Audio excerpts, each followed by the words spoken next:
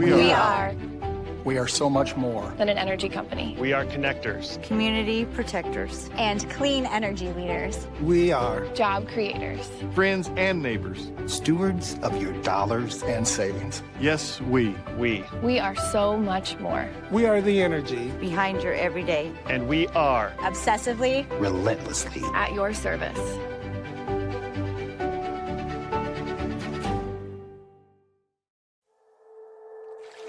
Here in the heartland, at the heart of everything cool, Greater Des Moines is more than its features. It's a feeling. A feeling of discovery and wonder everywhere you turn.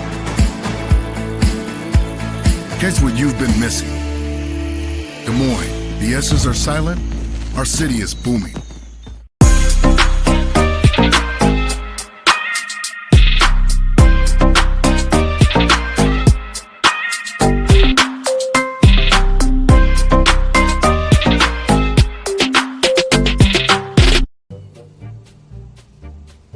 Sometimes people who seem to know everything Dental insurance costs a fortune and it covers nothing. don't. For instance, personal plans from Delta Dental cut the cost of many procedures in half. So be careful what you hear. How important are teeth anyway? Get the facts. Contact Delta Dental about saving with personal dental plans today. It's Fair Family Food. Name one reason more people choose to shop at Fairway. Lower prices. Name something that Fairway is famous for. The best meat in town. Services! Don't play games with your food. Shop Fairway for the best meat in town. With lower prices and higher quality, everyone's a winner at Fairway. Until next time, this is Fairway Family Food. In Iowa, we all play by the same rules. Hard work pays off, practice makes perfect, success is something you earn, and teamwork helps us all be winners. The Iowa Pork Producers Association is proud to support statewide high school athletics. Because on our team and on yours, what we bring to the table is what brings us all together. Learn more about our commitment to Iowa at iowapork.org. I want a drink, and I want this free, and I want this awesome ATV. I can't get enough of winning free stuff. Casey's just gave me these, 'cause we won the Casey's sweepstakes, the Summer of Freedom sweepstakes. Shop with Casey's Rewards for a chance to win free pizza, gas, and getaways all summer long. We won the Casey's sweepstakes, the Summer of Freedom sweepstakes. I hear you're looking for a great college where you can get an affordable education. SWIC is the place for you. I appreciate the personalized attention. And I've gotten to meet people from all around the world. The SWIC student housing is incredible. I like SWIC's hands-on training. And I'll start my career in 2 years. I can schedule my classes online or face-to-face. SWIC feels like a community. Like family, like home. SWIC is a place for you.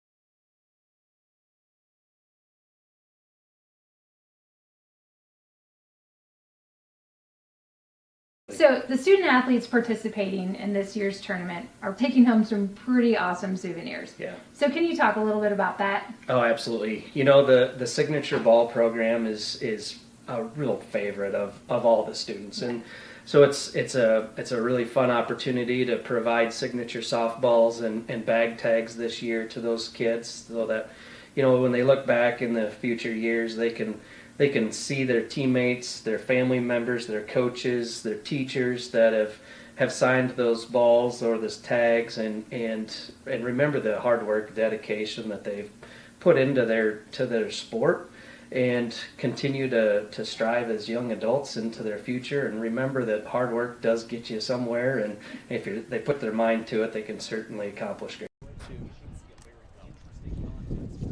Good afternoon and welcome to Iowa Central Field at the Harlan and Hazel Rogers Sports Complex, Fort Dodge, Iowa, home of the Girls State Softball Tournament, which is presented by the Iowa Farm Bureau. I'm Emery Songer, and here we have a Class 4A semifinal. Winner will head to the state championship game. It is the North Scott Lancers taking on the DCG Mustangs. Dallas Center Grimes right here on the Girls Union Network, powered by Mid-American Energy Company.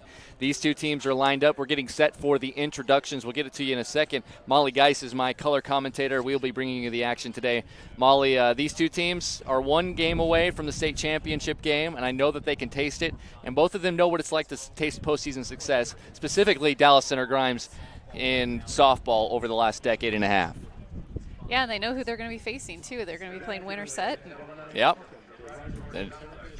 Big time powerhouse that we have seen already as well.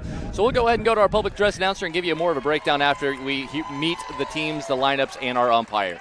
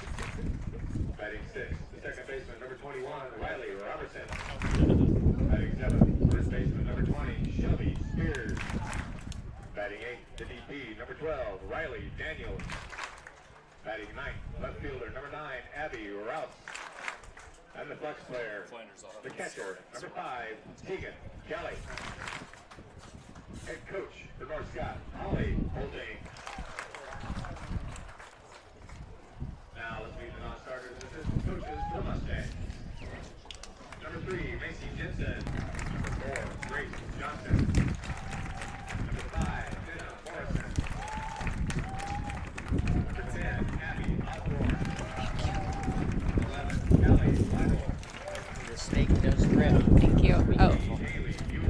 Thank you.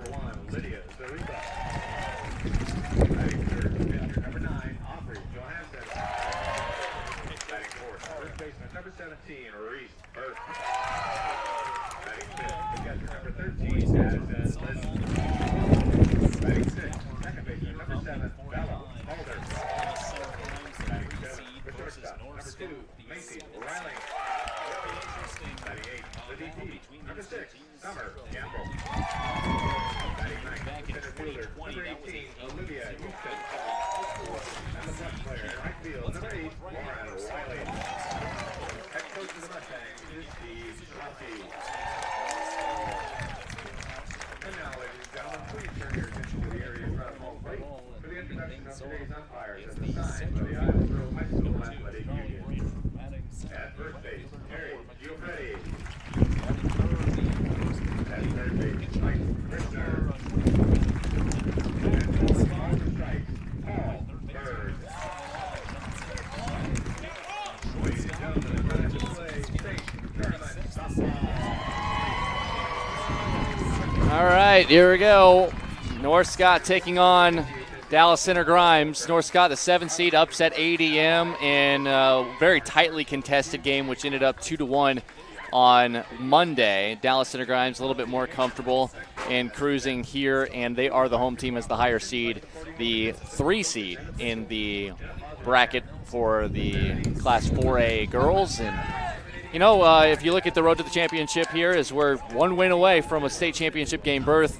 At 9-3 victory over Indianola for Dallas Center Grimes. Really didn't even feel as close as that score indicated. And as you see, Isabella Mulder and Macy Riling had a couple of hits each. Maddie McDermott was the stud for, you're playing a solid offense in ADM, and Maddie McDermott absolutely shut him down, especially as that game wore on, and was able to let her offense figure some stuff out. She also had a couple of hits at the plate as well.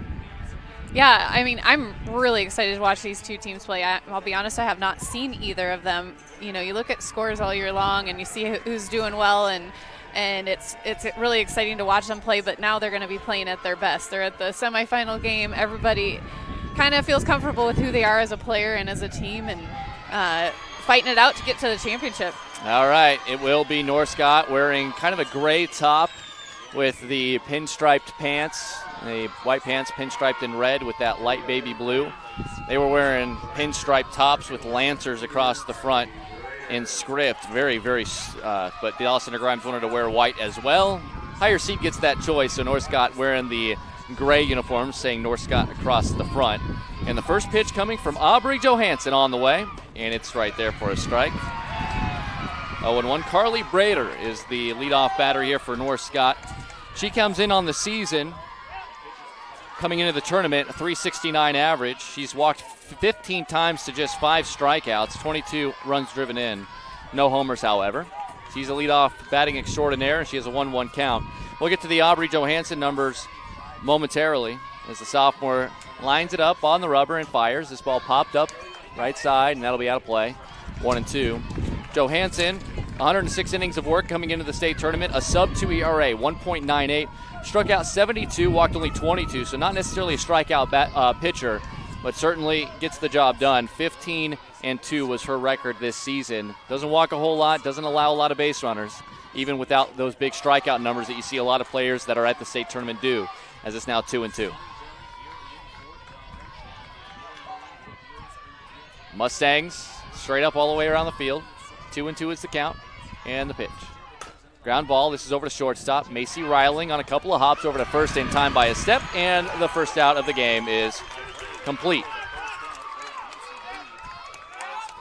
Your umpires behind the plate, Paul Bird, going to be calling the balls and strikes. Mike Christner, also head softball coach at William Penn University in Oskaloosa. He's down there at third base. Terry Giaffretti is at first base here for this afternoon's contest. How long has he been coaching at William Penn? Oh, man, probably twice as long as I've been alive, at least that. Ball blowing away. Now, Coach Christner, that's a good question. I'm going to give him his flowers because he's had quite a run down there in Oskaloosa. There's a strike on the outside corner to the lefty, McKinley Toohey. It's 1-1, 1 out, nobody on. Toohey is a sophomore. You're going to notice there are no seniors in the North Scott lineup. There's a lot of sophomores just being Dallas Center Grimes, I think, has 7. Yeah. That just misses. As you see, the infield is in all the way around because they know that Toohey likes to slap it. You see them right there. About 4 or 5 full steps in. Toohey, a .394 average.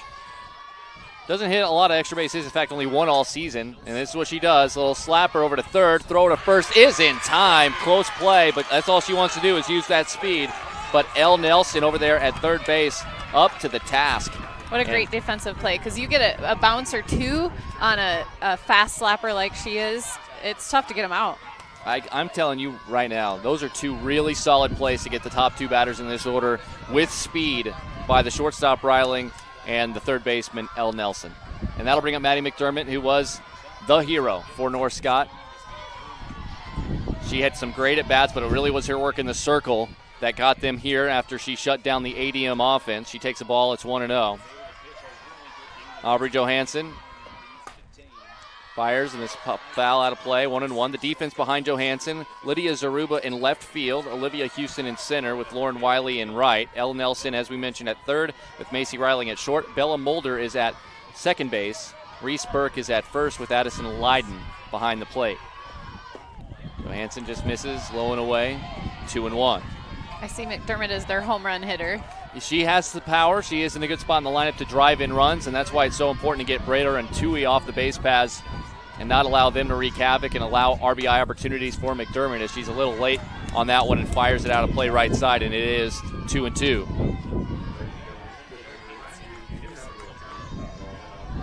Dallas Center Grimes is the favorite in this game based on the seeding, based on where they finished throughout the season. Obviously, only 6 losses all year. Yeah, there's strike 3 called Johansson, but you don't want to fall behind. But a good first half inning defensively and for Johansson, the pitcher. And 1-2-3 go the Lancers in the first. After a half inning of play, it is North Scott nothing, and Dallas Center Grimes coming to bat right here on the Girls Union Network, powered by Mid-American Energy Company. We are so much more than an energy company. We are connectors, community protectors, and clean energy leaders. We are Job creators. Friends and neighbors. Stewards of your dollars and savings. Yes, we. We are so much more. We are the energy behind your everyday. And we are Obsessively, relentlessly at your service.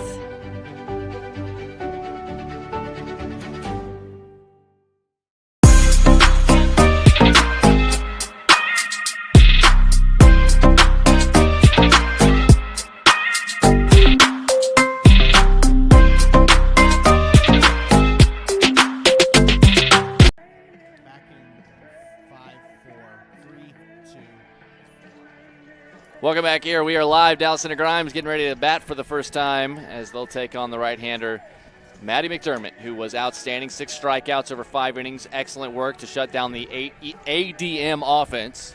A lot of fouls there. And she's going to try to do the same thing here.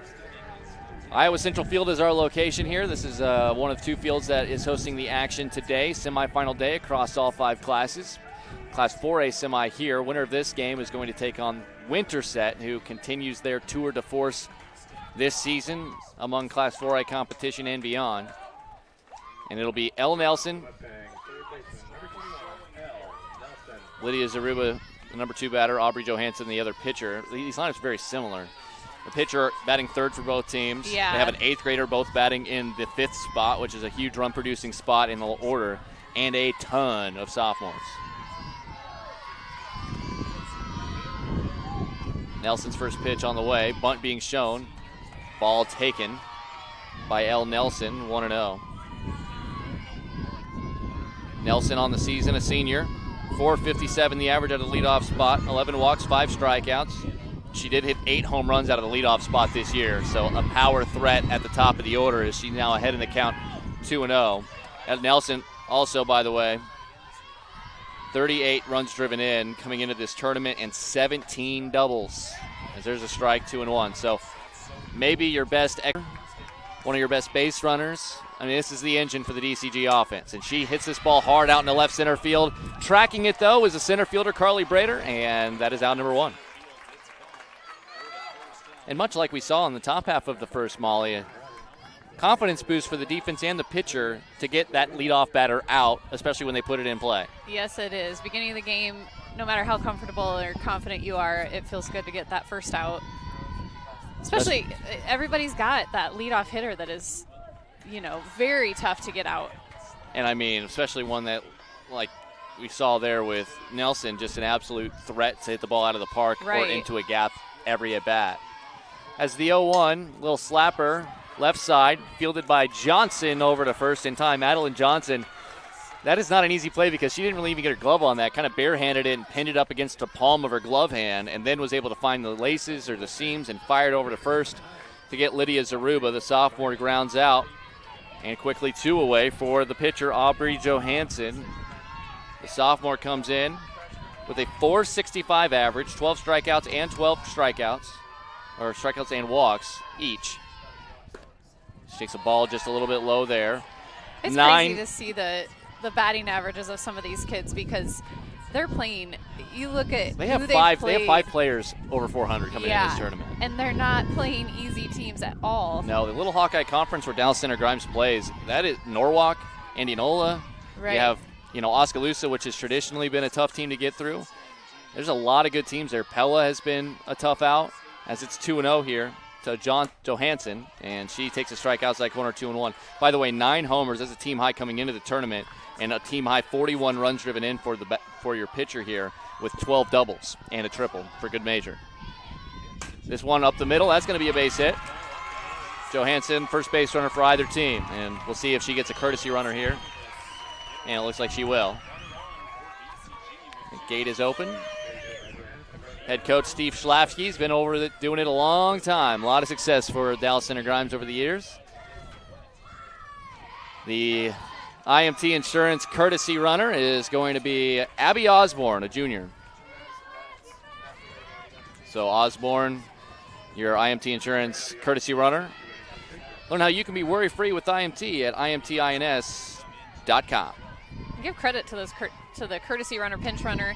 That is a tough position to be in because a lot of times it's the younger kids, they're getting their experience, but the ones that they're going in for are expecting them to be flawless. Well, and I mean, how many outs can you commit with bad base running? I mean, you have to be smart out there. It's a very important job, and it allows a player like Johansson to kind of get her breath, keep her bearings, and go back out there and perform on the rubber, which is really what – if they had to give up a good offensive day for Johansson for a good pitching performance, they would take that. Right. But when she gets on bases, there she goes. She's taking off for second base. The throw was a solid one, but it was a one-hop from Tegan Kelly, and that'll allow a stolen base. So we'll see as Osborne picks up stolen base number 3 on the season.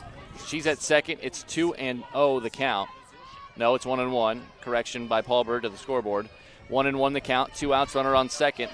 Abby Rouse is in left with Carly Brader in center. McKinley Toohey is in right. Adeline Johnson at third. Sydney Scarich at short. Riley Robertson at second. Shelby Spears at first. Tegan Kelly is the catcher for Maddie McDermott. As that one's fouled off, it's 1-2 to Reese Burke. By the way, McDermott on the season coming into the tournament, a 1.89 earned run average. That actually got better with her performance against the ADM with 128 strikeouts and 115 innings and just 17 walks. So she's been very good this year. As this one gets away all the way to the backstop, takes a weird carom. And that, on a wild pitch, will allow Osborne into third. So now all of a sudden you have the first run of the game 60 feet away as Reese Burke, another sophomore, is up with a 2-2 count, batting .402 on the season. She has 4 homers, 37 knocked in coming into the state tournament.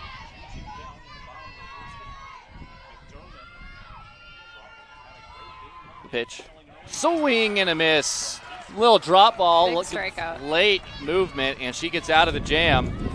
Little 2-out single, nothing across though, and after 1 inning of play, North Scott and Dallas Center Grimes tied at nothing in the Class 4A semifinals right here on the Girls Union Network, powered by Mid-American Energy.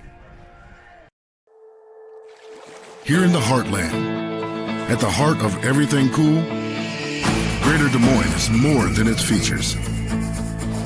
It's a feeling. A feeling of discovery and wonder everywhere you turn. Catch what you've been missing. Des Moines, the S's are silent, our city is booming. Sometimes people who seem to know everything Dental insurance costs a fortune, and it covers nothing. don't. For instance, personal plans from Delta Dental cut the cost of many procedures in half. So be careful what you hear. How important are teeth anyway? Get the facts. Contact Delta Dental about saving with personal dental plans today. Getting set for the top of the second. First pitch is low for Adeline Johnson, an 8th grader. I mentioned she was batting 5th. She's actually batting 4th. So you have an 8th grader batting cleanup. We saw her already make a great play over at third base, just as mentioned, an 8th grader. That one's low. It's 2-0. You don't talk about youth. I mean, having an 8th grader who hasn't even stepped foot into high school yet. Right. Coming up here in a big spot, but she has been so good all season long. .366 the average, 10 doubles, 2 homers, 21 runs batted in coming into the state tournament. Lifts this out into right, however, and will fly out to Lauren Wiley for the first out of the inning. You know, it's going to be interesting, Molly, as Sydney Skerrett steps in. Yeah, I think it's going to be really interesting to pay attention to what's going to happen in this game in these early innings, because if both of these pitchers can kind of get into a rhythm and their defenses are playing well, I think there's a really good chance that we're going to go a while without seeing a whole lot of runs being scored, and that makes every at-bat, every base runner that much more important. As this one's going to be fisted to the right side, it's going to be fielded by the second baseman. That's Mulder over to Burke, and Skerritt's retired on 1 pitch, 2 away. Yeah, Class 4A all year long has been so tough, and you're seeing it here. I mean, the defense is really, I mean, for all 4A games that I've seen, has been really good. Makes it tough to score. You know, they've got, you expect good base running, some. First pitch, a called strike on the inside corner to Riley Robertson, the junior second baseman. Robertson, .333 the average, 11 walks, 14 strikeouts, a homer, 7 doubles, and a triple also, with 18 runs driven in coming into the tournament. And she's going to just poke a little ball off the end of the bat out into center field, and it's a single, first base runner for the Lancers. And it comes with 2 outs here in the top of the second. By the way, just to finish our thought, talking about third base umpire Mike Krishner, head coach over there at William Penn University for softball. 21 years he has been the head coach over there. It's not quite as long as I've been alive, but, you know, close enough. Thank you for that info. I was wondering if maybe I had played against him as a player myself. I'm guessing your parents probably played against him, too. Ground ball over to second base. Mulder up with it, over to first. Shelby Spears retired, and that'll retire the side. A 2-out hit, but nothing across. We'll head to the bottom of the second, still scoreless. As both teams have stranded a base runner here on the Girls Union Network, powered by Mid-American Energy. We are so much more than an energy company. We are connectors, community protectors, and clean energy leaders. We are Job creators, friends and neighbors, stewards of your dollars and savings. Yes, we. We are so much more. We are the energy behind your everyday. And we are Obsessively, relentlessly at your service.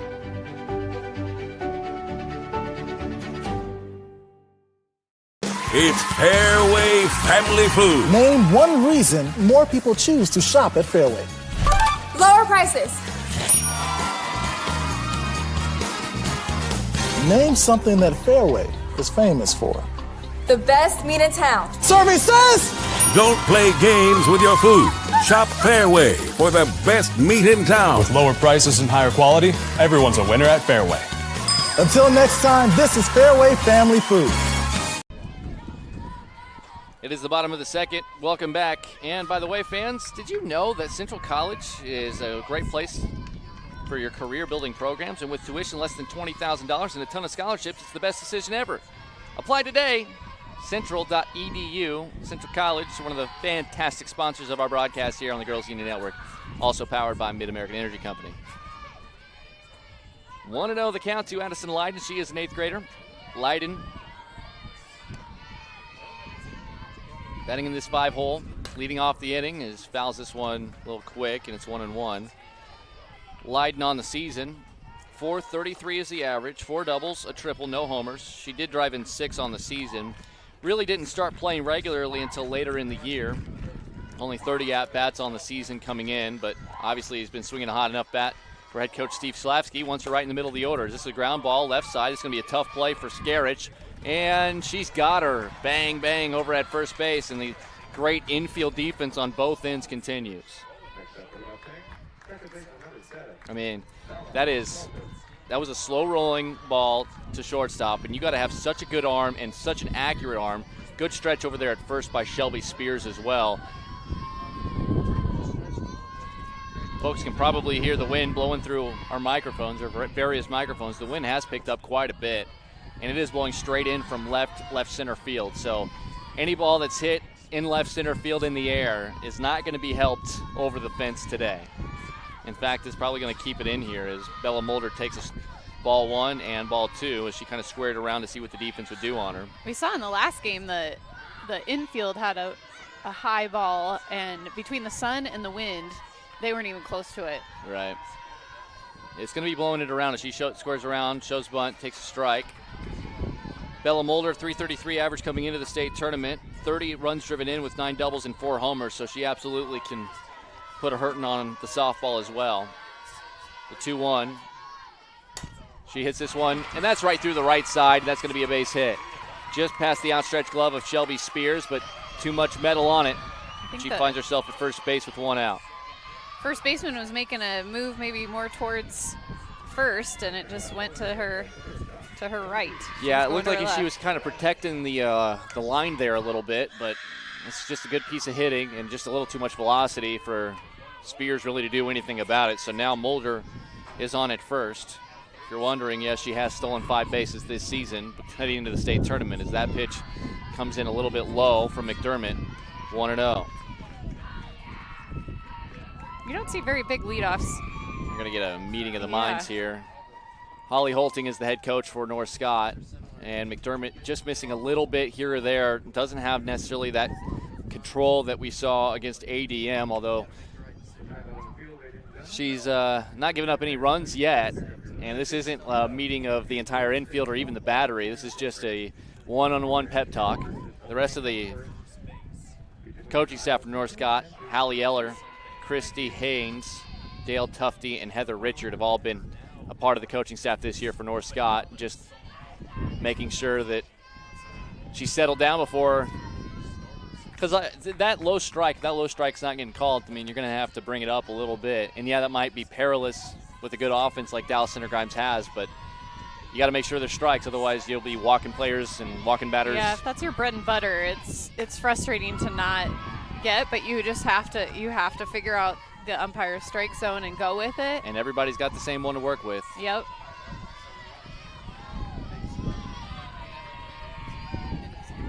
And honestly, Coach, that was a good timeout. There's a strike on the inside corner, 2-1. You were mentioning every run is going to matter in this game, and so it might not seem like a big deal. There's somebody on first base who got an out, but she knows her players, and she knows that she needed to go talk to her about something that could have been something completely unrelated to. This is grounded. Takes a really tough hop right off of McDermott, but a nice play by the shortstop, Scarich, to stay with it. That was hit so hard.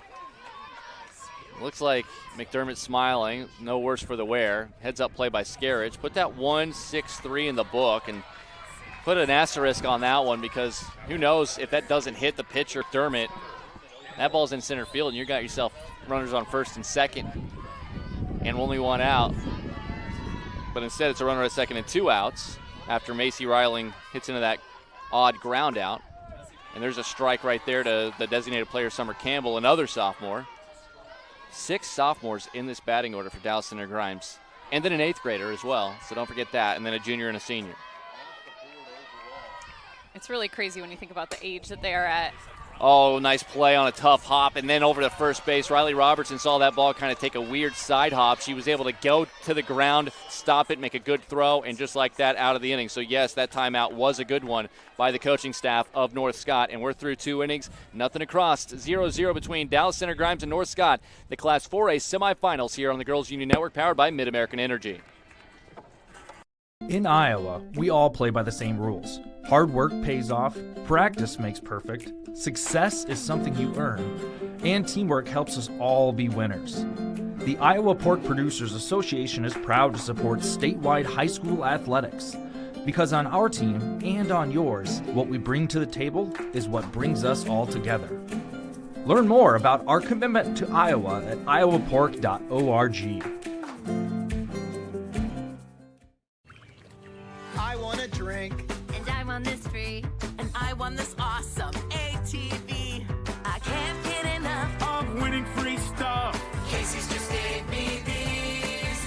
Cause we won the Casey's sweepstakes. The summer of freedom sweepstakes. Shop with Casey's Rewards for a chance to win free pizza, gas, and getaways all summer long. We won the Casey's sweepstakes. The summer of freedom sweepstakes. Aubrey Johansson took about 3 warm-up pitches, and they were ready to go. So 0-1 quickly already to Riley Daniels, the number 8 batter for North Scott. She'll be followed by Abby Rouse and then Carly Brader.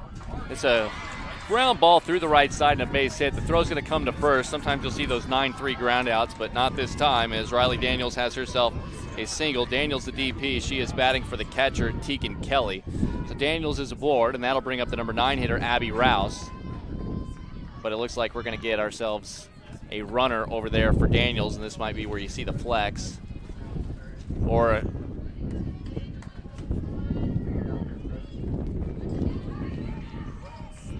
it's actually not the flex. This is Katie Brader. So that is an IMT Insurance pinch runner. Another 8th grader. Yep, Katie Brader. It's always fun when you get those fast kids that come in. First pitch up high on a bunt attempt. The wheel play is on, so be prepared to see maybe a throw down to see if that runner goes too far off base. Yeah, so I'm interested. I wonder if that goes down as a courtesy runner because the catcher is the flex player technically. So the catcher would be the flex. So if that's the catcher spot, is that technically a courtesy runner or a pinch runner? I gotta think about that. Somebody needs to open the rule book to the 58th page and let us know. Is this a little half-swinging bunt? I see what you're asking. Throw over to first base, and Rouse is retired, but it effectively does the job, even though I'm not sure that was a traditional-looking bunt. Rouse gets the job done either way. I'll put it down as a bunt so it doesn't affect the batting average. Goes 1-4 in the book, 1 out, runner on at second base, and now the elder Brader is at the plate. Carly Brader, who grounded a short first time up back in the first.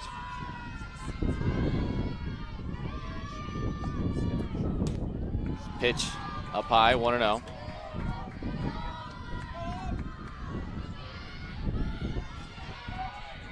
See if Johannes can work around that leadoff single.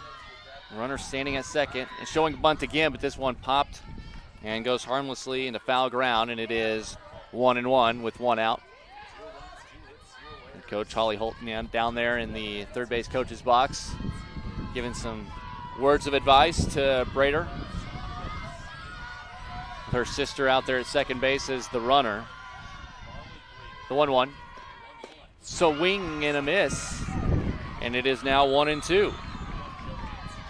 A strikeout would be her best friend here for Johansson. Yeah. Keep that runner at second base because the bigger bats are coming for North Scott. That was a tough inside pitch. I'm always curious, are they going to go now on the outside or?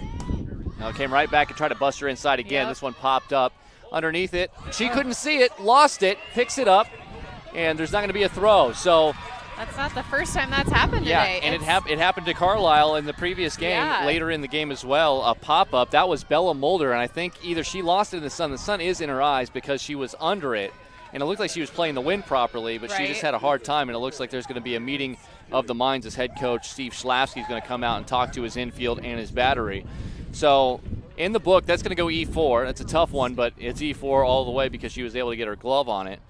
That's a tough play for Mulder over there at second base. And then Katie Brader, that was kind of risky, leaving from second base when the ball didn't get out of the infield, but the first baseman, Reese Burke, couldn't pick the ball up cleanly enough to get a throw over. So you got a runner at first and Carly Brader on the air.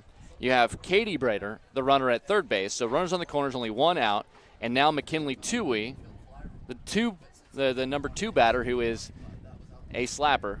I mean, without the kind of player that is going to create havoc for the infield. This is a good timeout by Steve Schlavsky. Yeah. Where are you going with the ball? The first run is always going to be an important one.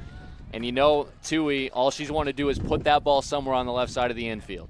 Yeah, as a coach, you got to set the tone. Are we 100% keeping them from scoring? Or are we going to try to keep them out of the big inning and just get whatever out you can and get them 2 outs before the 3-hitter comes up? And you also want your kids having in their mind, okay, in this situation, this is what I'm going to do. You know, like, depends on what side of the field the ball goes to, too. If it goes to the right side of the field, it's probably not going to be a play at home.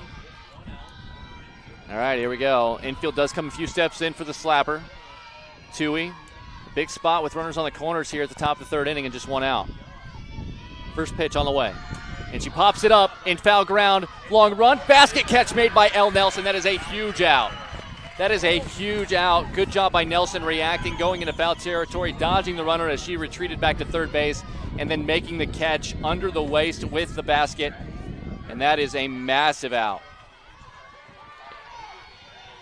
Every time you have a little lefty slap hitter there, it's not really even a bunch. She's just trying to do what she does. That's her offensive strategy.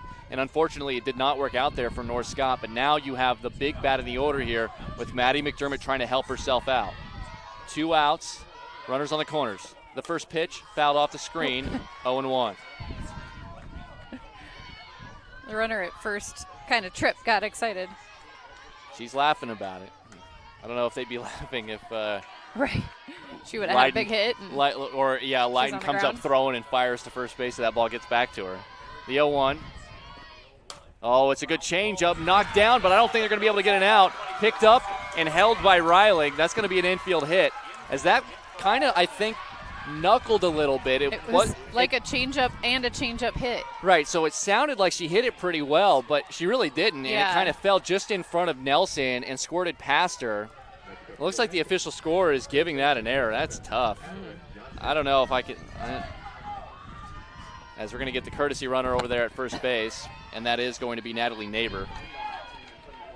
We'll follow the official scoreboard, but that it goes E5.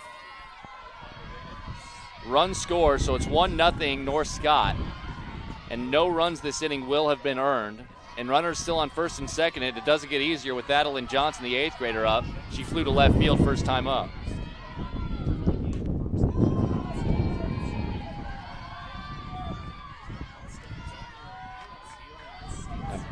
First pitch misses to her, 1-0.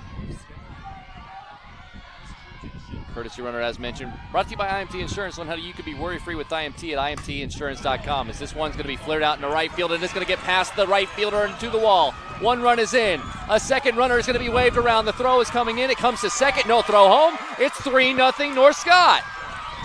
Big hit for the 8th grader.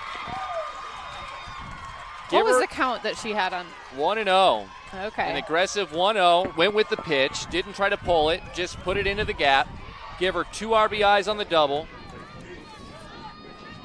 And now, I mean, you're looking at this from a North Scott standpoint, the way McDermott threw the other day, and you got to be feeling great right now. As Sydney Scarrett swings at the first pitch, pops it out into shallow right field, coming on and squeezing it is Lauren Wiley to get out of the inning, but huge hit by Adeline Johnson helps open it up a little bit, and a crooked number goes on the board.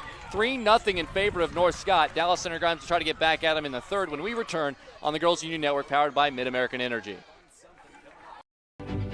We are so much more than an energy company. We are connectors, community protectors, and clean energy leaders. We are Job creators. Friends and neighbors. Stewards of your dollars and savings. Yes, we. We are so much more. We are the energy behind your everyday. And we are obsessively, relentlessly at your service.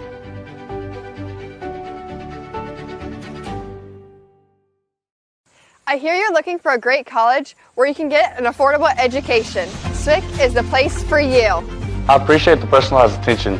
And I've gotten to meet people from all around the world. The SWIC student housing is incredible. I like SWIC's hands-on training. And I'll start my career in 2 years. I can schedule my classes online or face-to-face. SWIC feels like a community. Like family, like home. SWIC is a place for you. I think we're all right. We're back here live at the Iowa Central Field. By the way, fans, if you were unable to make it here, you want to get your state tournament merch anyway.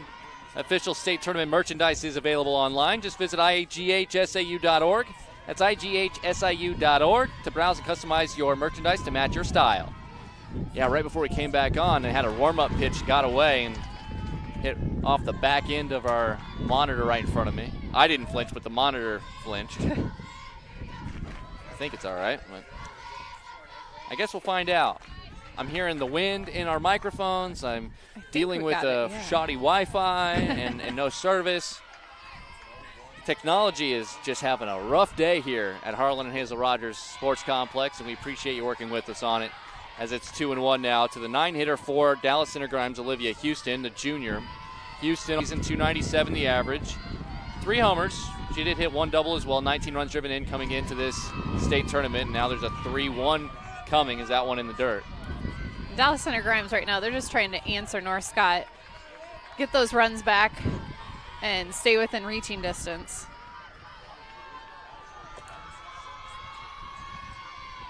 This is a ground ball. That is fair. Picked up by the catcher, and a good throw over to first base. That is well done by Tegan Kelly for the first out.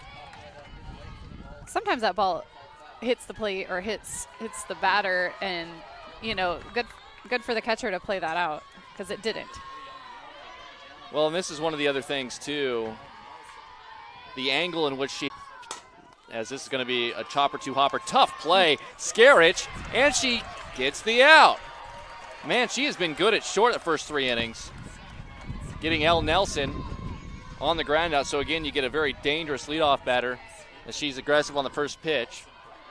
So they know they have no room for error. Like you're literally scooping it and grabbing it and throwing it at the same time. As that'll bring up now the slap hitting Lydia Zaruba. She swings at the first pitch and fouls it off the screen left side, and it is 0-1. So anyway, back to that first play. As a right-hander throwing to first with a runner running down the line, you have to really try to give yourself a good angle to make that throw, and she did an excellent job making that happen. Is showing bunt, pulling back, and taking the ball high is Zaruba, 1-1 in the count. 2 outs in the inning. North Scott a 3-0 lead after putting up all 3 runs in the top half of this frame. Time going to be called here, and Paul Bird Paul Bird, the home plate umpire, had something to say to Maddie McDermott about the way she was coming set as that fouled off of the screen. 1-2. Winner of this game will go to the Class 4A state championship game. That will be against the top seed Winterset Huskies. Dallas Center Grimes, the 3 seed. North Scott, the 7 seed, as there's a chop, swing and a miss. Zaruba down on strike, swing, and second strikeout recorded by McDermott. And 1-2-3 go the Mustangs in the 3rd. We'll head to the 4th. North Scott looking for another upset. They lead at 3-0 here on the Girls Union Network, powered by Mid-American Energy. Hello, I'm Brent Johnson, an Iowa farmer from Calhoun County and president of the Iowa Farm Bureau. As proud title sponsor of the state softball tournament, the Iowa Farm Bureau is dedicated to creating a vibrant future for Iowa through partnerships and programs that help cultivate individuals with great character, a strong work ethic, and exceptional leadership skills. Making it to the state tournament is a great accomplishment that takes a lot of support. That's why we provide millions of dollars in awards, grants, and scholarships that recognize athletic and academic excellence. The well-being of Iowa students is also very important to Farm Bureau. That's why we provide concussion insurance coverage at no cost for all students in grades 9 through 12 who participate in a sanctioned sport. As just one of only 7 states to provide this coverage, it's just another way we're striving to support Iowa's outstanding young leaders. So, from the Iowa Farm Bureau, congratulations to all the players and coaches on an outstanding season, and good luck in the tournament. North Scott comes back up looking for Moores. It'll be Riley Robertson to lead off to face Aubrey Johansson. First pitch popped up on the infield. Who's it going to be? Communication nicely done by Reese Burke. We've noted each of the first 2 games on this field, those pop-ups are no joke with the way the wind's blowing and the sun being right behind the backstop here. And Robertson pops out to first base for the first out, and that'll bring up Shelby Spears, who grounded to the second baseman, Bella Mulder, back in the 2nd. Yeah, so far the sun's been an issue for anything around the second base area. So it was a shortstop and then a second baseman that had troubles. Off a little bit of a hop. 2 pitches, 2 outs. Nicely fielded. Scooped by Macy Reiling. And 2 away.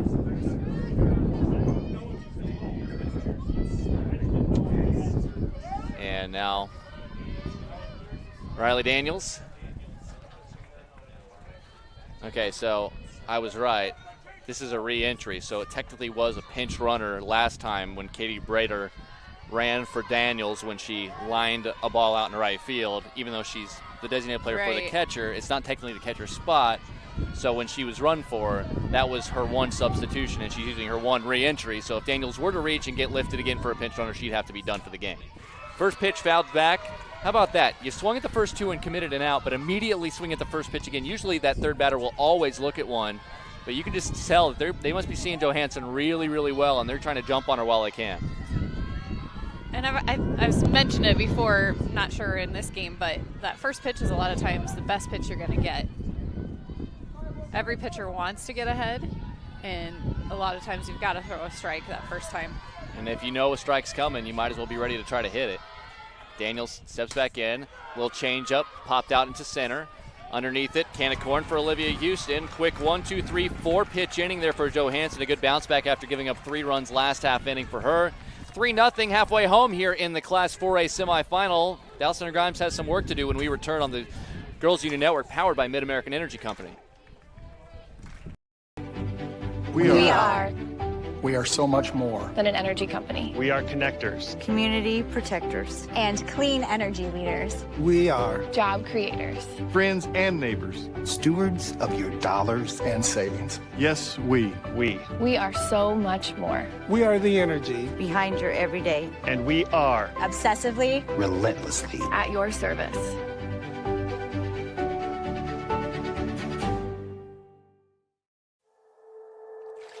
Here in the heartland, at the heart of everything cool, Greater Des Moines is more than its features. It's a feeling. A feeling of discovery and wonder everywhere you turn. Catch what you've been missing. Des Moines, the S's are silent, our city is booming. Meat of the order coming up for Dallas Center Grimes. They're trailing North Scott 3-0. It's Aubrey Johnson, Reese Burke, Addison Leiden due up to face Maddie McDermott, the North Scott right-hander who's been very good so far.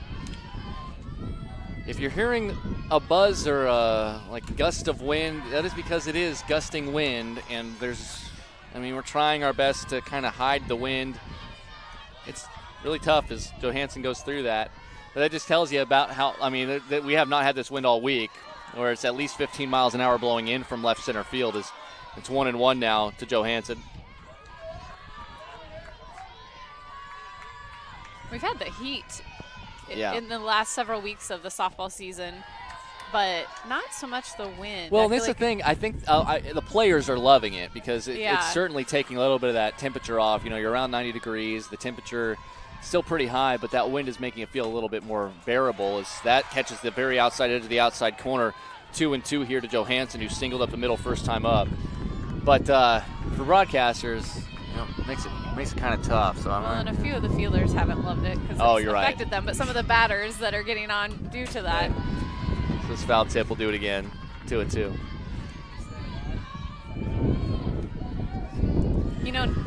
North Scott is up 3-0, the underdog, but I look at their schedule and they've played some really tons of tough teams this year. A lot that are here at the state tournament. Yep. A lot of other ones. They played Fort Dodge, Bettendorf, Pleasant Valley, Bondurant, who's not here but was a good team. Benton, Waukee Northwest. This ball popped up. This is going to be a tough one as high as it is. It keeps drifting to the right side, and nobody's going to play. And then they're going to. sun. And now Johansson's going to go to second, and she's going to pull up there. That's going to go down as a double. Wow. Because nobody touched it, and it's going to go down as a hit. So she'll be on, and I'd imagine Abby Osborne's going to come out and run for her again, and she will at second. So frustrating. Right on cue. You literally had just said it, and that is exactly what we're talking about. That first baseman, Shelby Spears, had given up on it essentially as soon as it was hit, and I was immediately thinking, look out, that's coming your way. Yeah. And she was just covering the bag because she's like, that's to the second baseman. As that courtesy runner brought to you by IMT Insurance. Learn how you can be worry-free with IMT at IMTINS.com. And now you have your cleanup hitter, Reese Burke, with an opportunity to drive it around with nobody out with the runner at second base because the ball, the way it had that side spin, went up against the dugout on the hop, and nobody was there to back it up. There's a strike. It's got to be the combo of that sun, right? Because it's going high enough and then hanging up there, and then they lose it, and then it moves. But the wind really blew that one a ton, though. I think Riley Robertson, as soon as it was hit, was like, there's no way I'm catching this ball. Is this ground ball up the middle? That's going to get through. Osborne's going to be waved and now held, and that's probably the right move. Great throw. That was a great hose out there in center by Carly Brader. But then on the throw home, Burke ended up taking second, so it's a single. She's in scoring position as well, and the tying run comes to the plate here in an opportunity for the Mustangs to get themselves on the board, and it's the 8th grader, Addison Lydon, who grounded the short first time up. Didn't want to make the first out at home, as now we're going to get another change. Head coach Steve Schlavsky is going to call on Grace Johnson, another junior, and she's going to run for Reese Burke. So that's the pinch runner to second, another IMT Insurance pinch runner. Grace Johnson. And as mentioned, she's a junior, so both of your runners here are juniors. A little bit more experienced. And another 8th grader up to bat. Yeah, so you have 2 upperclassmen running as pinch runners or courtesy runners, and an 8th grader that's batting to try to knock them in. That ball up high around her face, 1-0. We saw for North Scott, their 8th grader, Adeline Johnson, came up with the big hit. Yep, a 2-run single. Or double, I guess, because she made it to second base on that ball. But a .430 average on the season for Lydon, so she can hit. She flares this foul out of play right side, 1-1. Yeah, you talk about it, and softball is really unique because you'll see a lot of 8th graders, even at the big power schools, that will get elevated to play with the high school players, even though they haven't stepped foot in the high school yet. And in some of these elite programs, you'll see a lot of high-level 8th graders that are ready for the big spotlight. As this ball popped up, this, again, could be tough.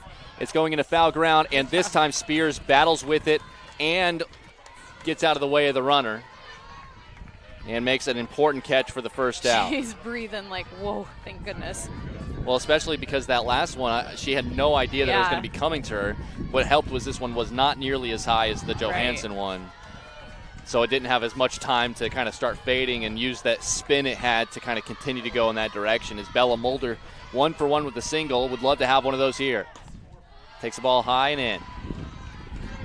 She just went the other way last time and hit a hard ground ball through the hole on the right side. If she did that right here, good chance she could score 2. The 1-0. Shows bunt, pulls back, and takes another high ball. So 2-0. Kind of a hitter's pitch. Yeah, I mean, you got to feel like, even with first base open, you could be seeing something meaty here. The 2-0. Yeah, she was waiting for it.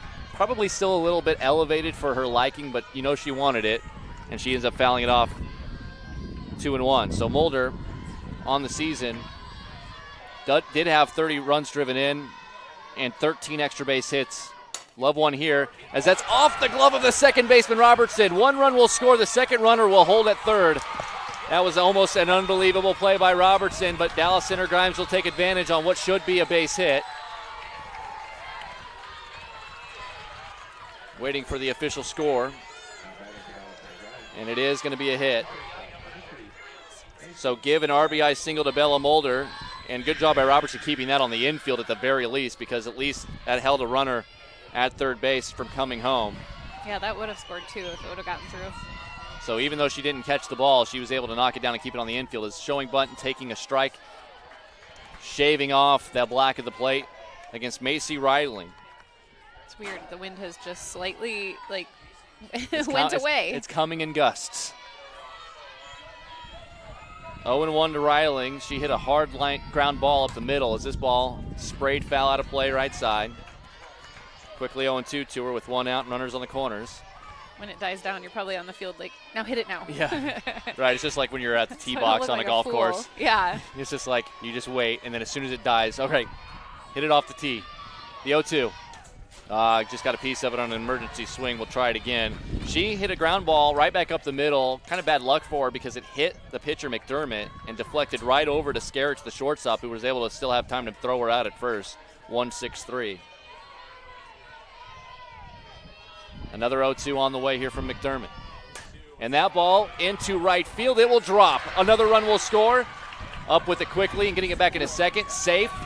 The call at second as Mulder nearly strayed a little too far off, but she's still safe. And there is a 3-2 ball game with runners on first and second, and still just the 1 out. Good piece of hitting by Macy Ridling in the number 7 hole, as another meeting between Holly Holting and her entire infield and battery, as the Mustang offense coming to life here in the 4th. Ridling had 2 strikes on her. She just did a great job. She followed off a pitch that she didn't like, and that's something that is a skill, is to, make contact but not hit it fair, obviously, and waiting to get that pitch that you want. Well, and that was an emergency swing, too, so it was all 100% just keep the at-bat alive.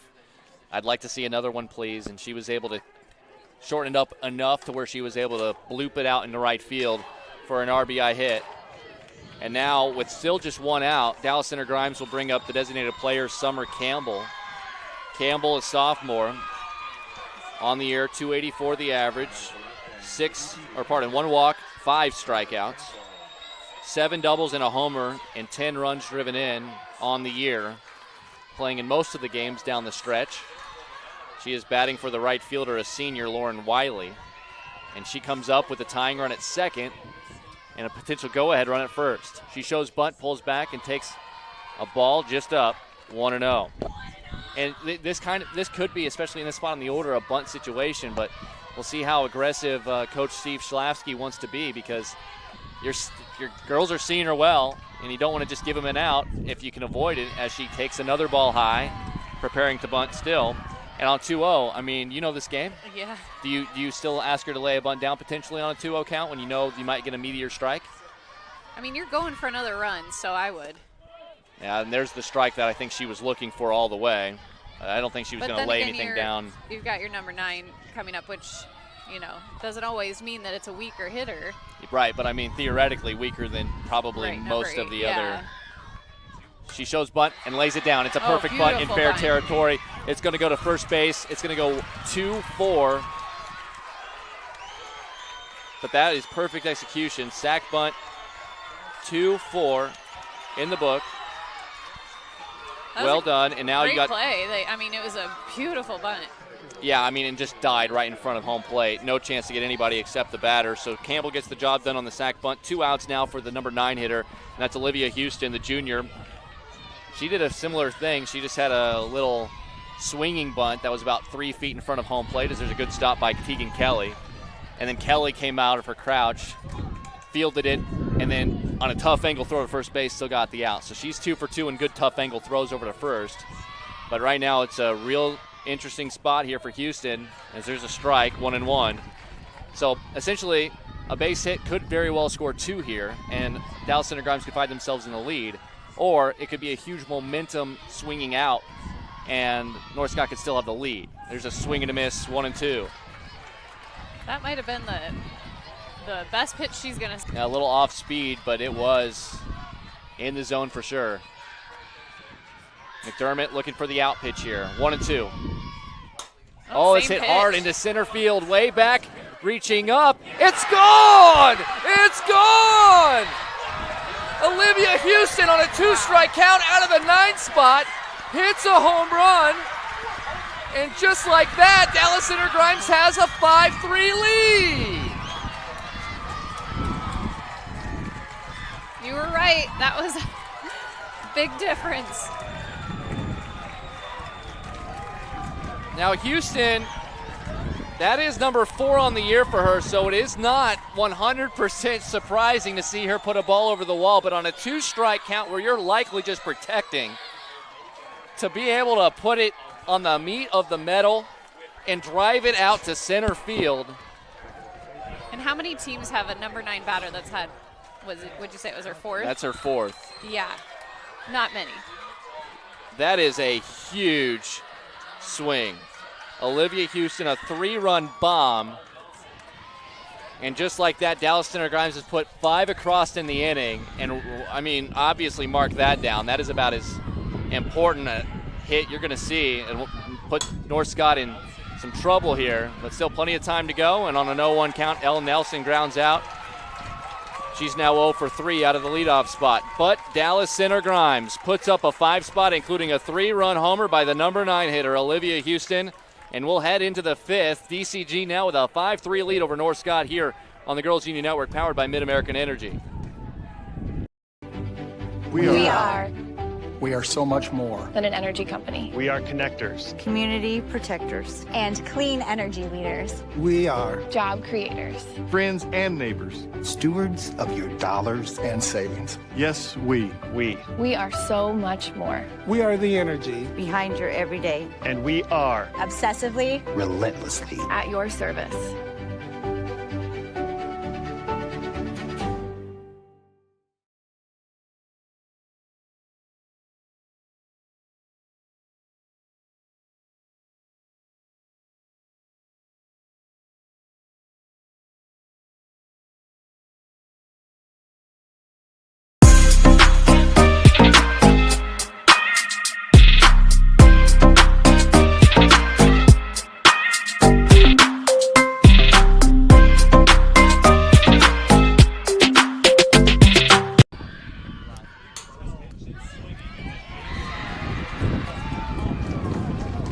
Back here, and as you see right there, that ball, first pitch, Abby Rouse pops out to the first baseman, Reese Burke, and Dallas Center Grimes has a little pep in their step. But before we go any further, hey fans, did you know that Central College has you covered with career building programs and with tuition less than $20,000 a year?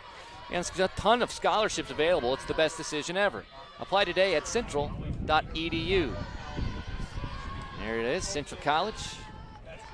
Fantastic supporter of the Girls State Softball Tournament presented here on the Girls Union Network, powered by Mid-American Energy Company.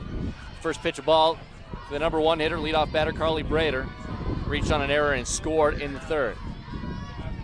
There's a bunt. That's going to be a tough play. Fielded by Johansson to first, and they get her in time. It's going to go 1-4 in the book as Brader tried to bunt her way on. And now 2 quick outs. And that'll bring up McKinley Toohey. Toohey came up in a big spot in the third, but kind of did a little slap hitting, swinging bunt thing and ended up getting it caught in foul ground by Elle Nelson, the third baseman. Now a couple of runs still ended up scoring in the frame, but that pitch up and in, 1-0. A couple of runs still ended up scoring in that frame thanks to a 2-run double by Adeline Johnson, but certainly DCG has done everything they can defensively to try to help themselves out, even though they have a couple of errors on the scoreboard. Here's a quick throw over to first, and not going to be in time. Safe is the call over there by Terry Giaffretti, and that is exactly what she was trying to do last time. She wants it on the ground because she knows she's going to have an opportunity to beat it out every single time. Yeah, she's got that mastered, how to get that high hop, because it's up in the air long enough that she's already almost to first. Good effort by Burke over there at first base to stretch as Steve Schlafke wants to chat here with Paul Bird, and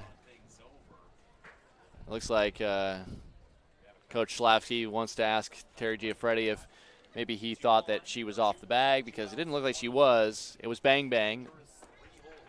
I don't think you're going to get anything reversed. No, there is no obvious video review, but Coach Schlafke knows with McDermott coming up representing the tying run here with 2 outs, might as well ask the questions while you can here. Top of the 5th inning. Slow down the momentum a little bit. Right, and we know Toohey can run, but at the same time, all you got to do is just focus on this batter and get her out, and then you're out of the inning if you're Dallas Center Grimes. And if you're McDermott, you just want to line drive and try to keep this inning going, because the player behind you, Adeline Johnson, a 2-run double last time she was at the plate. So just getting her to the plate with runners on base, you could be in good shape as well. First pitch from Aubrey Johansson to her counterpart, Maddie McDermott, is low, 1-0. McDermott is 0 for 2. Struck out looking in the first, then reached on what was ruled a fielding error on a tough little bloop liner that died just before it got to the third baseman, Elle Nelson, and Nelson couldn't come up with it, but eventually the runner, Natalie Neighbor, would come around and score on the double by Johnson. It's 1-1 now here to from Johansson to McDermott. The 1-1. Check swing. She did not go. That ball was low. North Scott's got to feel good about where they are in the batting order. McDermott, if you look at her stats, well, she's due. Yep. So she's a .418 hitter. 2-1 on to her. She hits this one up the middle. Nice fielding job, and stepping on the bag is the shortstop, Macy Reiling. Another tough luck play by North Scott, and an outstanding defensive play by the Mustangs up the middle. Reiling able to get it done on the fielder's choice, and that'll retire the side. We'll head to the bottom of the fifth. 5-3 is the score. Dallas Center Grimes with the lead over North Scott. Class 4A semifinals right here on the Girls Union Network, powered by Mid-American Energy Company. Sometimes people who seem to know everything. Dental insurance costs a fortune, and it covers nothing. Don't. For instance, personal plans from Delta Dental cut the cost of many procedures in half. So be careful what you hear. How important are teeth anyway? Get the facts. Contact Delta Dental about saving with personal dental plans today. It's Fairway Family Food. Name one reason more people choose to shop at Fairway. Lower prices. Name something that Fairway is famous for. The best meat in town. Survey says! Don't play games with your food. Shop Fairway for the best meat in town. With lower prices and higher quality, everyone's a winner at Fairway. Until next time, this is Fairway Family Food. 5-3, Dallas Center Grimes with the lead. 5 runs on 7 hits. They've committed 2 defensive errors. 3 runs on 4 hits for North Scott. They have not committed an error in the book, but last inning got started on a ball that, I mean, in a different definition of an error, you could call it that. A pop-up on the infield that took a weird bounce after nobody caught it and turned into an infield double, essentially, for Aubrey Johansson, and that started what eventually became a 5-run inning for Dallas Center Grimes. And now number 2 hitter Lydia Zaruba is up, and it's 1-1-2 after the slap foul. Softball is such a crazy game how you can go, scoreless, and then all of a sudden 1 inning. And then it goes scoreless again or whatever. Well, and we know the quality of the pitchers. We know the quality of the defenses. It's tough to score, but when teams, as we have seen in all of the classes, when good teams, as that goes all the way back to the screen here. Wake up. I don't flinch too much, but now that I've seen our monitor take a direct hit, I'm like, that would hit me right in the head. No, please don't. I didn't flinch, though. 2-1. You did not. I just closed my eyes. Well, that's the end. If that's the end, it's the end. I've done that in volleyball when I'm coaching, and I've gotten 2 concussions by, just kind of going to coach, and then I walk right into a ball. 3-1. And that's ball 4. That was close. Didn't get the call, but Zaruba is on, and here we go with the middle part of the order. First walk issued by either pitcher, but now it's Johansson who got everything started with that infield double on a pop-up that was not caught. It landed between first and second base, and then took a weird side bounce all the way to the first base side dugout. Her runner, Abby Osborne, eventually would score as there's a swing and a foul tip into the mitt of Tegan Kelly, 0-1. The runner Zaruba at second base, solid speed. And now, if you're North Scott, you really don't want to let him get anything additional and put on some insurance runs here. Showing bunt, it's in the dirt, and she'll retreat. First baseman, Shelby Spears, is coming in for the bunt potentially, so there was nobody covering first to potentially throw behind her. It's 1-1. Johansson trying to help herself out.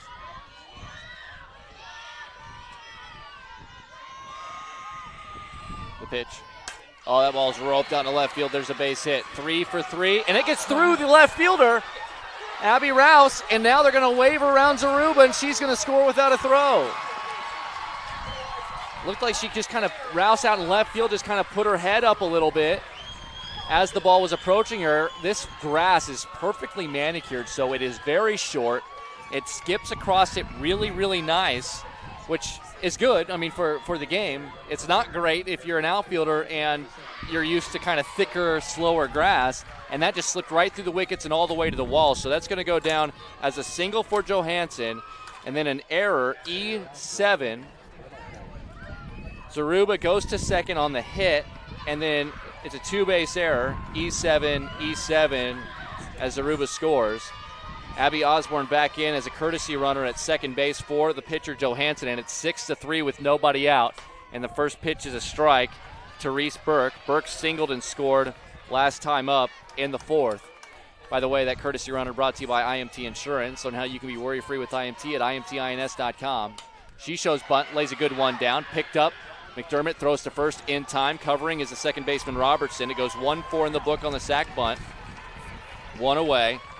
You know, I've never been a huge fan of your cleanup hitter laying down a bunt, but right now when you smell blood and you have another runner in scoring position and you feel confident in every bat you have in the order, get her to third base and set up a sacrifice fly or even a wild pitch scenario. I'm absolutely in favor of that.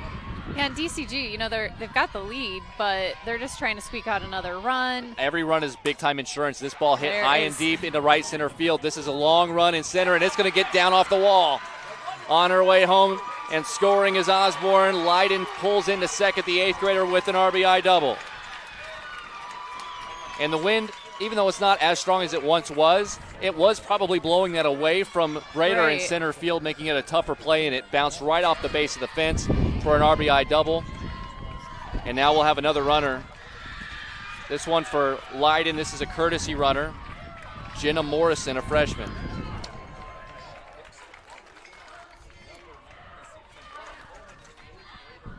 So you got an eighth grader, and it looks like that might be it for McDermott. That's a tough way to go out for McDermott, who absolutely had an outstanding game against the 2-seed ADM the other day, but it just wasn't meant to be tonight. And 7-3 is the score, and we're going to introduce you to the new pitcher for North Scott as DCG tacks on two more and looking for even more when we come back here on the Girls Union Network, powered by Mid-American Energy.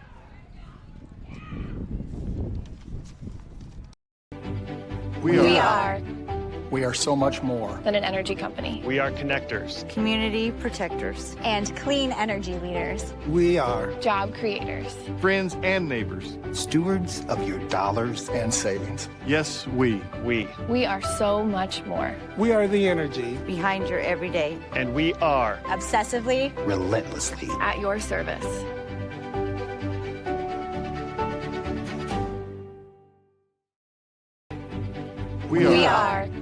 We are so much more than an energy company. We are connector. Is it our power source?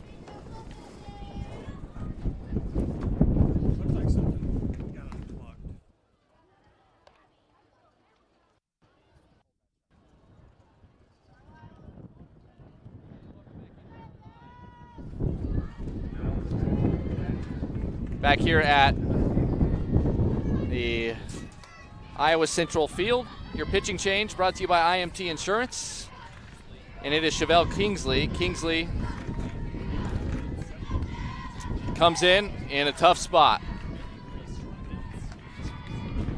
Addie McDermott exits after 4+ innings of work, or 4 1/3 rather. First pitch in there for a strike to Bella Mulder. Mulder is 2 for 2 with 2 singles, a run scored, and an RBI. And Molly Geis joining alongside. The 0-1 pitch on the way. That ball lifted out into center field. Long run, and that ball is gone!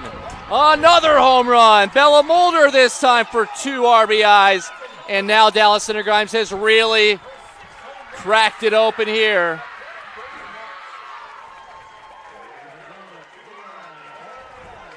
Mulder, home run number 5 on the season, and Dallas Center Grimes now up 9-4. Man, they have turned it on. Chevelle Kingsley comes in and is immediately greeted with the Mulder homer, and that will close the book officially on Maddie McDermott. We'll get to her final line momentarily.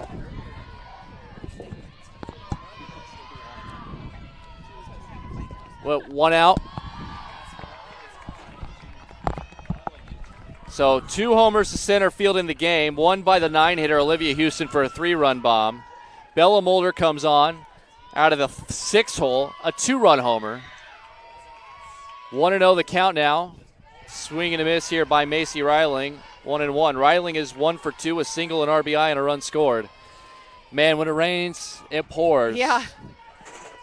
Holy cow, what an outstanding offense. Dallas Center Grimes flexing big time as there's a good change up in there for a strike 1 and 2. Well, and we were talking about trying to get one more run, and then it turns into another huge rally. Yeah. 4 already in the inning after a 5-run fourth. And no more outs. The 1-2. That's outside and high. 2-2 for Maddie McDermott. 4 1/3 innings of work, 9 hits, 8 runs, all earned with 1 walk, 2 strikeouts. And the freshman Chevelle Kingsley comes on, and Kingsley has been a very solid pitcher all season long. Had a little trouble with her walk to strikeout ratio, but she's learning, just a freshman. As that ball is tattooed out in the left center field, long run and a nice running catch into the gap by Carly Brader for the second out. And now that'll bring up the 8. Center fielders.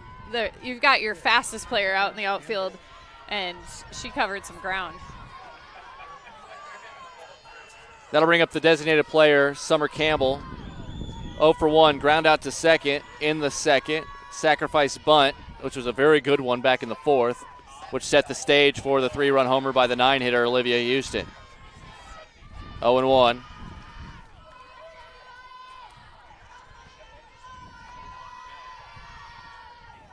Chevelle Kingsley fires, and that's looped out in left field. That's a base hit.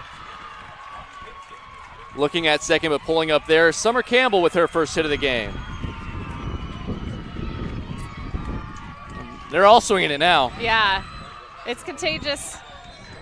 She's kind of stuck her bat out on that changeup and kept her weight back.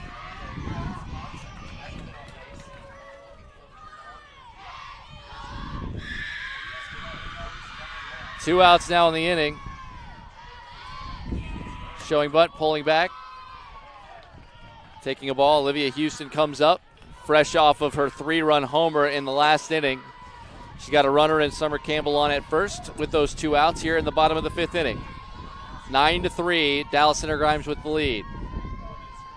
Showing bunt, pulling back and taking a ball up high, 2-0. DCG's got to have a lot of confidence themselves as a team. They've lost since, let's say, June 10th only once. So that'll work. Yeah. And that was to Carlisle. Well, and North Scott played a very good game against ADM. Yet every reason to believe North Scott said, why couldn't we knock off number 3 after we beat number 2 a couple of days ago? Isn't that what you said happened last year with West?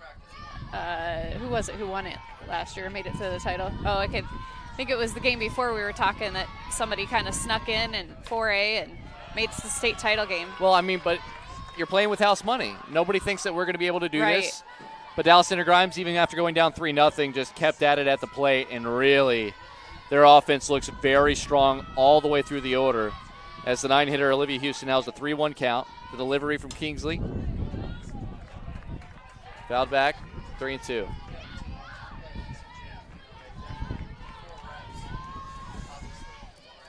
If Houston can keep this inning alive, Elle Nelson would be the 9th batter of the inning. She's in the on-deck circle. That's tough when you go through the whole lineup in one inning. Payoff. And that's right back up the middle and a base hit. Look at Mike Krishner out there at second base, dodging that bullet back up the middle. He's done that before. I've never seen Mike Krishner move that quickly. Look at those hips. That was perfect for you to give him a hard time. All right, well, that does bring up Elle Nelson here with runners on first and second and 2 outs. Nelson, the senior, she came in as probably the most complete statistical hitter. Right. And she's the only one that hasn't gotten on base yet. She's 0 for 3. Almost the only one that hasn't scored. There's 2 people that haven't scored. Oh, that's a great changeup. She was looking for the fastball. Good changeup by Chevelle Kingsley. In there for a strike 0-1. Nelson flew out to center to start the game, then a ground out to short and a ground out to second each of the last 2 innings. She is the 9th batter of the inning. The 0-1. That's low. 1-1.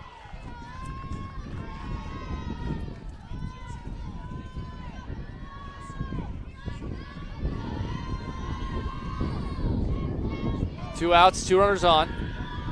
The pitch from Kingsley. Ground ball right back to Kingsley. She fields it, throws it to first in time, and that'll retire the side, but not before 4 more runs score, including a 2-run homer by Bella Mulder. Dallas Center Grimes a 9-3 lead over North Scott here on the Girls Union Network, powered by Mid-American Energy. We are so much more than an energy company. We are connectors. Community protectors. And clean energy leaders. We are Job creators. Friends and neighbors. stewards of your dollars and savings. Yes, we. We are so much more. We are the energy Behind your everyday. And we are Obsessively Relentlessly. at your service.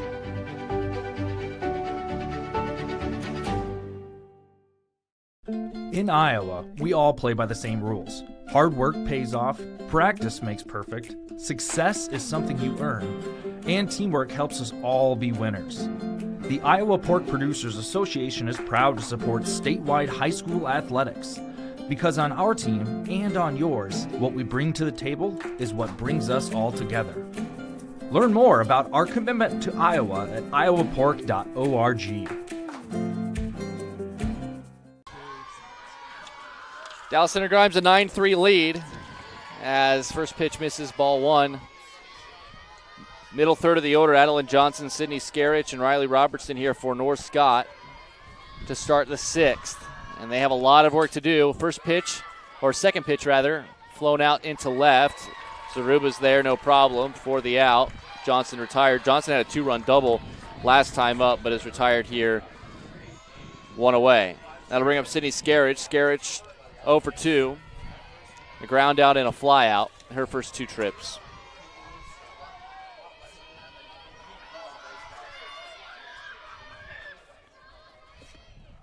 That pitch stays high.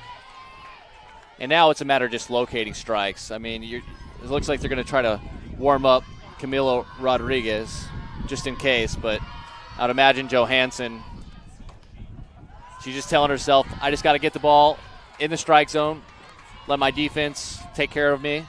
Yeah, you can pitch with a lot of confidence having a 6-run lead this late in the game too, but I mean, not saying it's not possible, but it just makes you play with more confidence. It is 3-0 now, though, to Scarich. So. The coach will have a little more leniency. You know, sometimes you give up a walk or something, they think, oh, let's switch it, but. And that's ball four, a 4-pitch walk to Scarich.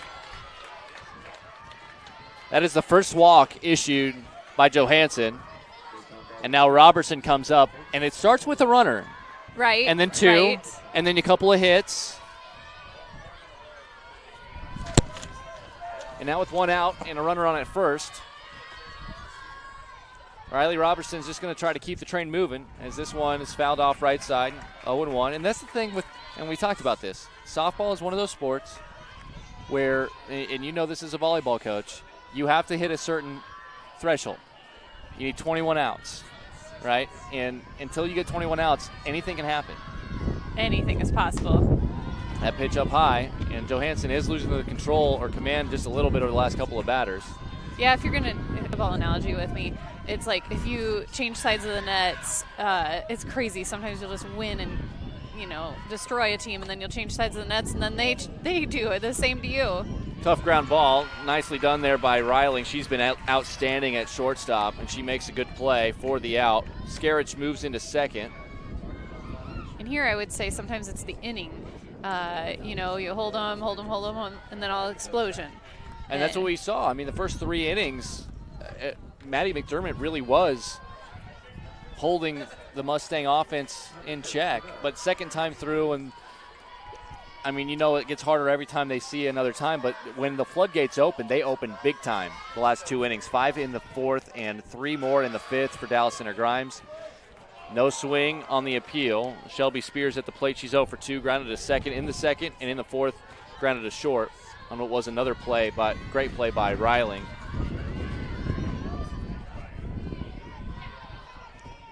The 1-0 bounces in there.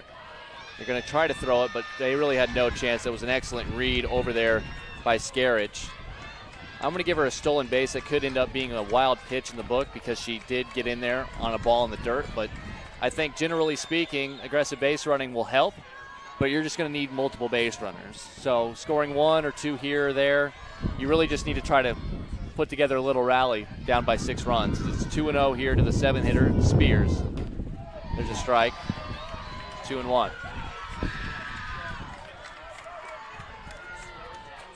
2 outs, and the runner on is at third. Johansson fires, and that's low. And it hits the foot of Paul Bird. Otherwise, that might have been destined for the backstop. 3-1. On deck is Riley Daniels, who does have a single off of Johansson earlier in the game, 3-1. And then that is fouled off. 3-2. Now, Dallas Center Grimes is not a kind of school. I mean, they go to state tournaments a ton. 21 years coaching here for Steve Schlafke. He's 47 years coaching softball as they're just swing and a miss. It's just a matter of you get your outs, and now they're 3 outs away from yet another state championship game berth. As they strand a runner on third, Spears strikes out. That is the third strikeout, by the way. Just the second strikeout in the game there for Johansson. DCG will have another at-bat, try to widen the lead when we come back here on the Girls Union Network, powered by Mid-American Energy. The Iowa Farm Bureau is proud to present the state softball tournament and celebrate the accomplishments of Iowa's student athletes. To the Iowa Farm Bureau, this is more than its hometown pride, its hopes and dreams, it's our future leaders. It's a reason to do more and be more, and it's that farm-strong spirit that can only be found in Iowa. Congratulations to the student athletes and coaches on an outstanding softball season. And remember, today's successes are just the beginning of tomorrow's achievements.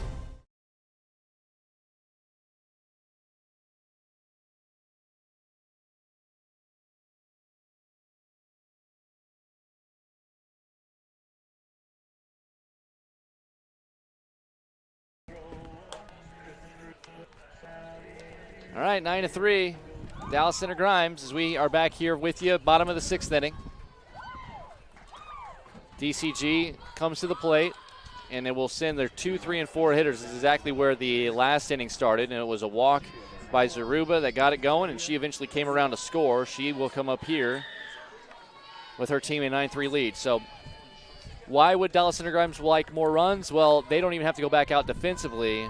The one way you don't have to get the necessary 21 outs is if you can get the run rule. It's 12 after 3 or 4 innings. It's 10 after 5 innings. So they would need 4 runs in the inning. Is this going to get through the pitcher? Tough play, no play. As Zaruba, that's going to be an infield hit for her. Too much speed. Pitcher, Chabelle Kingsley. Yeah, in softball, there's not really like a unspoken rule of don't run up the scoreboard, really, No. because you never know, that somebody could come back and beat you, so you want to get out of the game as soon as you can. And that's why Major League Baseball's unwritten rules make no sense, because the same principles should apply, Right. even though those guys get angry if they perceive you because they don't have a run rule. Yeah. That guys can achieve. So Kingsley an error on that. That is a tough error against the pitcher. So I'll follow suit. Yeah. E1, but it's pretty. She'd probably rather have the error than the hit, the pitcher. Well, sure, against the numbers. But that ball is tattooed into center field. There's another base hit for Aubrey Johansson. She's helped herself out at the plate plenty. She is 4 for 4. You mentioned Coach Schlafke, and I start looking at his resume for Dallas Center Grimes, and 47 years coaching, and he is leading the state in career wins. Yeah, 1,316, make it 17 on Monday. He's looking for 1,318 here, and this is his 11th trip to state for this school in those 21 years. So, I want to know where else he coached. I'm sure that information's available. If I had strong enough Wi-Fi signal, I'd find it out for you. Yeah, true. Google can tell us. Yeah, only Google would work. Anyway, nobody can do anything about it. It's just part of the deal. 0-1 the count here, as they're way out in front of that off-speed pitch was Reese Burke. Fouls it off. It's 0-2. Burke is 1 for 2. Struck out in the first, singled and scored a run in the fourth, and then laid down a beautiful sacrifice bunt in the fifth. Still 9-3. Runner on first and second here for Dallas Center Grimes, looking for more runs in a bigger lead as there's a check swing. And the runners advance to second and third.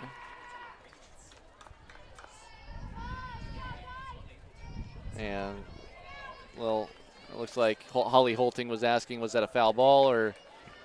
And no, just a wild pitch. So now runners on second and third, and it's 1-2. To Burke. The pitch. Ground ball, right side. It will be fielded. Oh, and now they got two runners stuck in a pickle in between third and home. And they're going to try to go back to second. And now this is just a Little League play. Who's it going to be? One of those, yeah, so I think Osborne's got to be the one that's out, and she is. So either way. Well, and you kind of question, one player had the contact play on, and the other player was being told not to go on contact, and that's how you got that. And that's a solid job by the two base runners just to try to confuse the defense, and it's a good job by North Scott making sure that they got at least one of the outs. And every coach I've heard has always said if they're caught in this rundown, the third, the person that was on third, you have to get to the next base. Ooh. Oh, Kingsley takes that one off the stomach, throw to first in time. There's not going to throw behind the runner. While all that was going on, we forgot to mention that Reese Burke hustled all the way around to second, so it was still second and third and one out. And then that's going to go 1-6-3 as Leiden lined it right back off the midsection of Kingsley, and she's going to get talked to by both the umpire and her head coach, Holly Olney. She said she's okay. And that was a rope right back at her. That's the second 1-6-3 that we've had. That is weird, for isn't DCG, it? Or yeah, DCJ batters. DCG batters, yeah. McDermott was okay after hers, but hers was on a ground ball. This was on the fly right off of her. Oh, you said you went to William Penn. I got hit by a girl from William Penn. It was the hardest I've ever been hit in my life. As a pitcher, came off. Oh, you were pitching? Yes, it hit me. Just came right back, hit me in the leg. I'm sorry about that. Yeah, we need to remember what her name was. She was strong. I'm sure if you can remember about the year, yeah, Mike Krishner might have an idea. I bet. 2 outs. Bella Mulder is at the plate with runners on second and third. The 0-1 to her. That's in the air. And getting under it and making the catch is McKinley Toohey to retire the side. Very strange inning, but nothing comes across, and 3 outs away are the Mustangs from going back to the state championship. North Scott going to look to try to come back from a big deficit when we return here on the Girls Union Network, powered by Mid-American Energy. I'm Brent Johnson, an Iowa farmer from Calhoun County and president of the Iowa Farm Bureau. As proud title sponsor of the state softball tournament, the Iowa Farm Bureau is dedicated to creating a vibrant future for Iowa through partnerships and programs that help cultivate individuals with great character, a strong work ethic, and exceptional leadership skills. Making it to the state tournament is a great accomplishment that takes a lot of support. That's why we provide millions of dollars in awards, grants, and scholarships that recognize athletic and academic excellence. The well-being of Iowa students is also very important to Farm Bureau. That's why we provide concussion insurance coverage at no cost for all students in grades 9 through 12 who participate in a sanctioned sport. As just one of only 7 states to provide this coverage, it's just another way we're striving to support Iowa's outstanding young leaders. So, from the Iowa Farm Bureau, congratulations to all the players and coaches on an outstanding season, and good luck in the tournament. 9-3 Dallas Center Grimes leads. We head to the top of the 7th. And a new pitcher, Camila Rodriguez, is in. 78 2/3 innings. She was a very good number 2, 2.4 earned run average this season, striking out 96 in the regular season, 30 walks. She was 10-3 in the circle. And she's going to get a chance to pitch an inning here. Her and Aubrey Johansson in the same grade, so those two have been competing for innings their entire careers and will probably continue to do so for the next couple of years. Yeah, and sometimes they find somebody that complements them too, so it's hard to have the pressure to be the only pitcher. Well, and you have some doubleheaders and you have those tournaments. You really need a solid number 2, especially in case, like you said, if there's somebody that has a bad day or a rough outing, you can bring a really solid number 2 in and feel confident you have a chance to win. As Riley Daniels fouled the first pitch off. Second one is fouled off right side again. It's 0-2 for Daniels. She is 1 for 2. Singled, and her runner, Katie Brader, scored a run in that 3-run third, but that was the only inning that really anything offensively happen for North Scott. We'll get to the final line momentarily for Aubrey Johansson, who pitched very well. Is this one in the dirt? That was a strange pitch, the way that she released that, almost like a yo-yo. It's 1-2.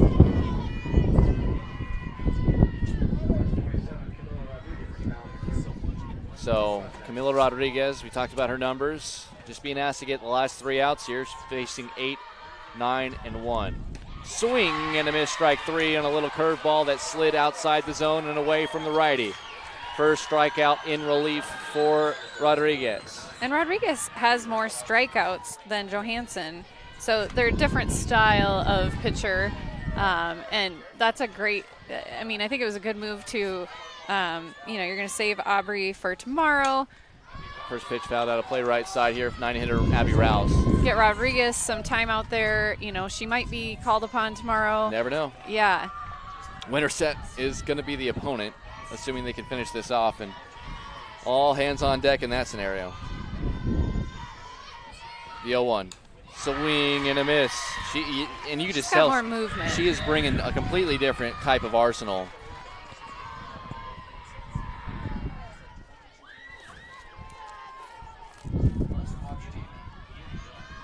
Rodriguez, low, 1-2. Rouse 0 for 1, a successful sacrifice bunt in the third, and in the fifth popped out to the first baseman, Reese Burke. It's been a quiet offensive game, even the 3 runs on the board. The pitch, and that's inside, 2-2. We watched Winterset a couple of games already here at the state tournament. That is a tough ask. They have been beaten by people before this year, but with the team that they have, that is a really tough team. Is this going to be off the end of the bat, off a hop? Second baseman Mulder over to first in time, 2 away. Both DCG and Winterset have not lost in a month.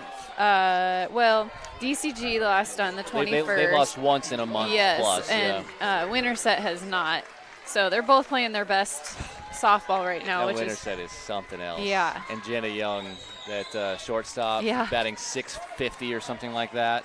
She hit a home run in the game before that. That was like 800 feet out in the right field. This is high in the air by Brader.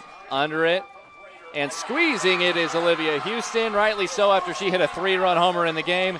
And Dallas Center Grimes is into the state championship game yet again. They defeat North Scott by a final score of 9-3. And Molly, I think we have to go with a starter in the circle. I think we have to go with a player who went 4 for 4 today, not making out on the bases. And I think our Casey's player of the game should be Aubrey Johansson. Yeah, that's really helping yourself out when you get 4 hits as a pitcher. And so she did it on both sides and gets her team to the state championship game tomorrow. Yeah, so final line for Johansson. 6 innings of work, 3 runs, all 3 earned, all came in that third inning. 1 walk and only 2 strikeouts, but not a strikeout pitcher, just really pitches to contact, soft contact. Only 62 pitches thrown, 39 strikes, 23 balls. But even more importantly, 4 for 4 at the plate with 3 singles and that double that had a weird pop-up, and she took advantage and went to second on the play. 2 runs scored by her courtesy runner, Abby Osborne. A huge, huge help for Dallas Center Grimes. And by the way, Casey's General Store is proud to sponsor the Iowa Girls High School Athletic Union and the player of the game, which is Aubrey Johansson. Casey's is at the heart of many Iowa communities, cheering on our local teams and fans and making sure there's fresh pizza ready, win or lose. Sign up for new Casey's Rewards, the rewards program that gives back by letting you redeem points for Casey's cash, fuel discounts, or donations to local schools. So that'll do it. Your 4A championship game is set. It will be Winterset and Dallas Center Grimes. Winterset certainly on paper should be the favorite, but Dallas Center Grimes, the way they played today, I think that they are going to give them a run for their money. Yeah, that's why you play the game. It's not played on paper, so it'll be a really good game. Yeah, and we will be here for that one, and you'll be able to check that out as the week progresses as well. Dallas Center Grimes 9, North Scott 3, and plenty more action coming your way all day long as semifinal day here at the Harlan Rogers Sports Complex in Fort Dodge. For Molly Geis and our entire crew, I'm Emery Sonker. Thanks so much for being a part of our broadcast as DCG will play Winterset in the 4A title game. You watched it right here on the Girls Union Network, powered by Mid-American Energy Company.